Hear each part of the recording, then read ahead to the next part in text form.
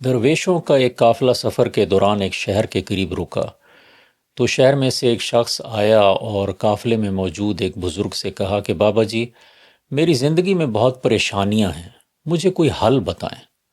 تو بابا جی نے کہا کہ حل تو میں تمہیں کل بتاؤں گا، آج تم میرا یہ کام کرو کہ ہمارے قافلے میں 100 اونٹ ہیں، آج رات تم ان کی دیکھ بھال کرو، اور جب سب اونٹ بیٹھ جائیں تو پھر تم سو جانا۔ اگلے روز بابا جی نے اس شخص سے پوچھا کہ سناؤ بھائی، رات کیسی رہی؟ تو اس شخص نے کہا کہ بابا جی، میں تو ساری رات ایک پل بھی نہیں سویا۔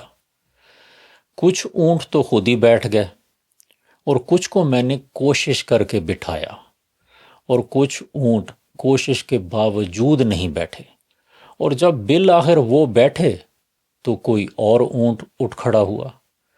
تو بابا جی نے کہا کہ دیکھو، پریشانیاں بھی بالکل اسی طرح ہوتی ہیں، کچھ پریشانیاں خود ہی حل ہو جاتی ہیں، کچھ کو کوشش کر کے حل کیا جاتا ہے، اور کچھ کوشش کے باوجود حل نہیں ہوتی۔